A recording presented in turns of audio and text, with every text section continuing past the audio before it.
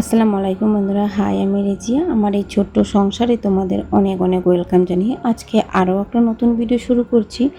আশা করছি তোমরা যে যেখানে আছো ভালো আছো, সুস্থ আছো। আমরাও বেশ ভালো আছি। নতুন দিনে নতুন আরও একটি ব্লগ ভিডিও নিয়ে আমি চলে আসলাম। আশা করছি তোমাদের ভিডিওটা ভালো লাগবে। ভিডিওটা ভালো লাগলে প্লিজ বন্ধুরা সম্পূর্ণটা দেখার অনুরোধ রইল। আর আমি জানি অনেক আপুরা আছে টেনে টেনে ভালো একটা কমেন্ট করে রেখে দেয় যে ভিডিও না দেখে, তো সেটা তো ভালো করেই বোঝাই যায়।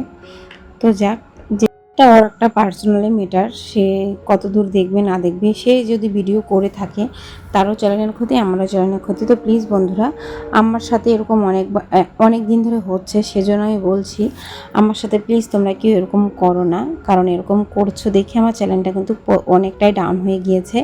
এরকম কেউ না করো প্লিজ, তোমাদের কাছে আমি রিকোয়েস্ট করছি। একটা ভালো ওয়াচ টাইম দেওয়ার এসে একটা ভালো ওয়াচ টাইম দেওয়ার তোমরা একটা খুব দরকার আমারও আর কি। আর তোমাদেরও একটু সাহায্য আমার খুব দরকার। তো সেজন্য বলছি তোমরা ছোট্ট 5-10 মিনিটই দেখে নাও বা 6 মিনিটই দেখে নাও, লাস্ট অবধি না দেখলেও একটা ভালো ওয়াচ টাইম দাও, সেটাতেই আমি কিন্তু অনেকটাই খুশি।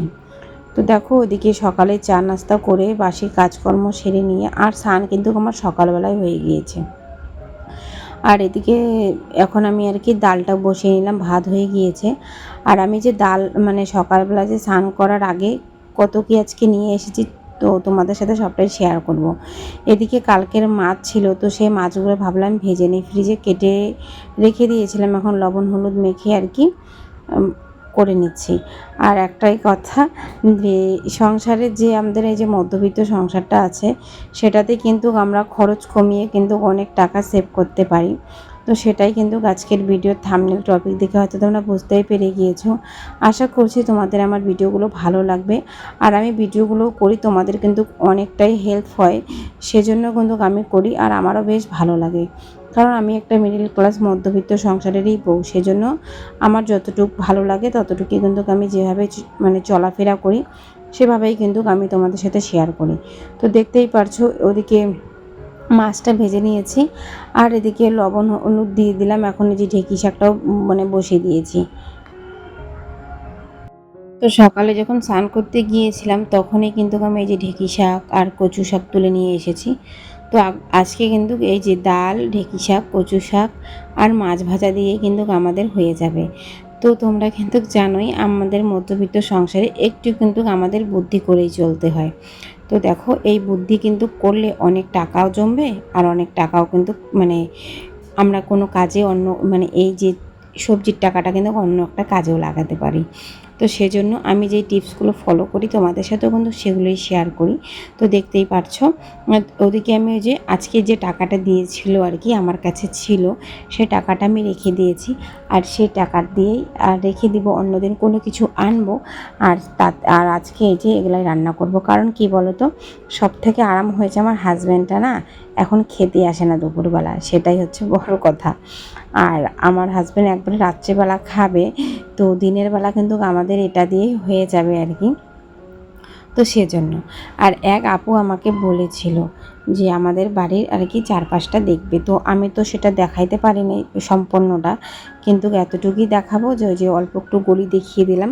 তো সেটা দিয়ে কিন্তু আমাদের নদী যাওয়ার রাস্তা, তো অল্পই দেখিয়ে দিলাম। তো অবশ্যই আপু হয়তো তুমি বুঝতেও পেরে গিয়েছো, কারণ আমি বাইরে অনেক দূরের থেকে দেখাই নাই, সামনের থেকে দেখিয়ে দিয়েছি।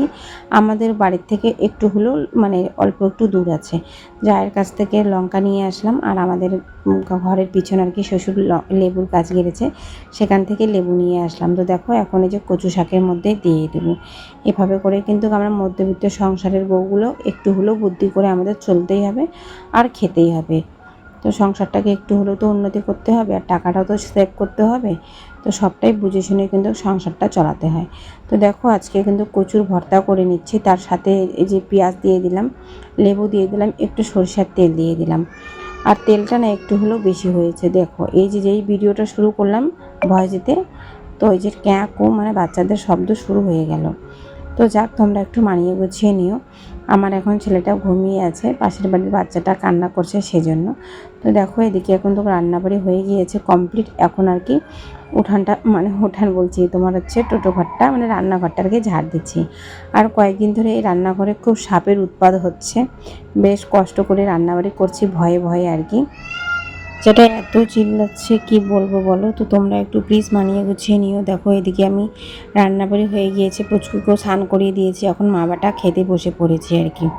তো পুচকুর ডাল হলে আর আলু ভাজা হলেই কিন্তু পুচকুর হয়ে যাবে। আর শাক ঠাক তো ওকে দিব না, তো আমি এই খাবো। তো আজকে দুপুরের লাঞ্চ কিন্তু আমাদের এগুলো, রাত্রে একটু ডিম আমলেট বা কোনো কিছু আর একটা রান্না করে নিব, বা দোকান থেকে নিয়ে আসবো, বা ডিমের একটা তরকারি করে নেব আর কি। আর এখন কিন্তু আমি মানে বিকালবেলা বসে বসে ভয়েসটা দিচ্ছি আমার ছেলেকে ঘুম পাঠিয়ে। তো দেখো এদিকে যে বাড়ির পিছন থেকেও দেখিয়ে দিলাম তোমাদের, এই যে দেখো আমাদের বাড়ির থেকে নদীটা কত দূর। তো আপু তোমাকে কিন্তু আমি দেখিয়ে দিয়েছি আমার বাড়ির থেকে নদীটা কত দূর। অবশ্যই কিন্তু তুমি ভিডিওটা দেখে থাকলে কমেন্টের মাধ্যমে আমাকে জানাতে ভুলো না। তোমাকে আমি সেদিনও অনেক কথা বলেছি, আজকেও বলছি। তুমি হয়তো ভিডিওটা দেখেছো, কমেন্ট করো নাই, হয়তো দেখোই নাই। তো দুটার মধ্যে একটা হবে আর কি। তো এদিকে এখন বাসনপত্রগুলো আর কি মেজে নিচ্ছি। ভাবছি ছেলেটা উঠে গিয়েছে নাকি, তো সেটাই আর কি কান পেতে শুনছি। এদিকে এখন এই যে বাসনপত্র সমস্ত কিছু মানে দুটা বাসনই আছে, মা ছেলে খেলাম, তো সেটাই মেজে রেখেবো। আর যখন রান্না করেছি তখনকার বাসনগুলো তখনই মেজে নিয়েছি। তো বারবার তো বাসন মাজার ভিডিও করাও যায় না, আর একটা ভিডিওতে বা কতই বা ভকভক করবো, সেজন্য অল্প অল্প করে আর কি কাজ করছি, আর অল্প অল্প করে তোমাদের সাথে কিন্তু আমি শেয়ার করছি। আমার ভিডিওগুলোকে কোথা থেকে দেখো অবশ্যই কমেন্টের মাধ্যমে জানাতে ভুলো না। আর তোমাদের কেমন লাগে অবশ্যই কিন্তু কমেন্ট করে জানাইও। আমি জানি না আমার ভিডিওর মধ্যে কি হয়েছে, অনেক দিন ধরে দেখছি আমার ভিডিও একদম ডাউন হয়ে গিয়েছে আর কি।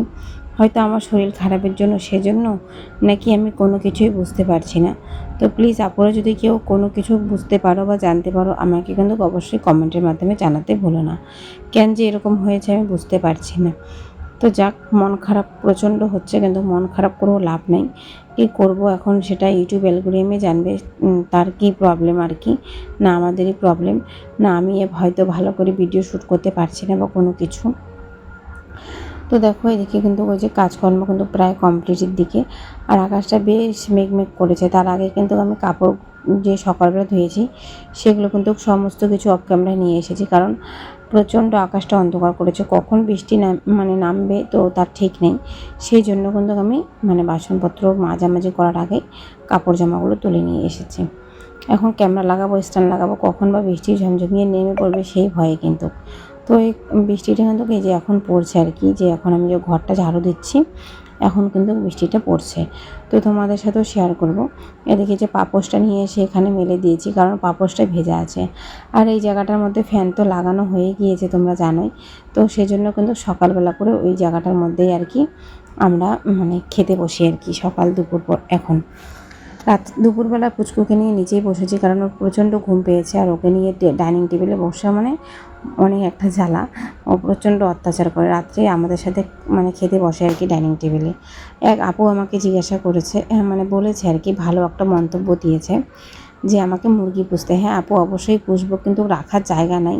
আর মুরগিগুলো না প্রচণ্ড পটি করে রাখে, সেজন্য না ভালো লাগে না। তো এই জন্য আর কি আমি রাখি না বা পুষি না বলতে পারো। এদিকে দেখতেই পেলে তোমরা যে বৃষ্টি শুরু হয়ে গিয়েছে ঝমঝমিয়ে। তো দেখো এখন আবার একটু মানে 5 মিনিটও হলো না, 2 মিনিট পড়লো, তারপরে আবার কমে গেলো। ভাবলাম উঠানটা তো বেশ নোংরা হয়ে আছে, এটা আবার সকাল হতে হতে অনেক নোংরা হয়ে যাবে, বেশ খারাপ লাগবে। তো এখনই একটু ঝাড়ু দিয়ে নিই, সকালের আশা না করে। সকালে তো ঝাড়তেই হবে উঠান, তারপরে আবার বৃষ্টি যদি পড়ে তখন আবার ঝাড়া হবে না, ভেজে ভেজে তো আর ঝাড়বো না। আর স্নান করার থাকলে তো তখন আর কি ঝাড়বই। আর যদি মানে ভেজাল না থাকে তাহলে তো আর ছাড়বো না, এমন করেই থাকবে। সেজন্য কিন্তু এই যে উঠানগুলো ঝাড়ু দিয়ে নিচ্ছে আর কি এখন। তো এখনও পর্যন্ত ভিডিওটা জুড়ে যারা যারা আছো তাদেরকে তো অসংখ্য ধন্যবাদ। তোমরা আমার পাশে এভাবেই থেকো, আমাকে এভাবেই সাপোর্ট করে যেও, তোমাদের সাপোর্ট আমার খুব খুব দরকার। তো তোমরা সবাই কিন্তু ভালো থেকো, সুস্থ থেকো, এটাই বলবো। আর এটাই বলবো, যদি ভালো লাগে আত্মীয় স্বজনের কাছেও আমার চ্যানেলটা একটু শেয়ার করে দিও। তোমরা সবাই ভালো থেকো, সুস্থ থেকো। কালকে ঠিক দুপুর 2টোর সময় আবারও দেখা হচ্ছে। আজকে উঠান বাড়ি ঝাড়ু দিতে দিতে কিন্তু ভিডিওটা আমি শেষ করছি। এখনও ছেলেটা ঘুমিয়ে আছে, এখন একটু আমি আরাম করবো। আল্লাহ হাফিজ, টাটা।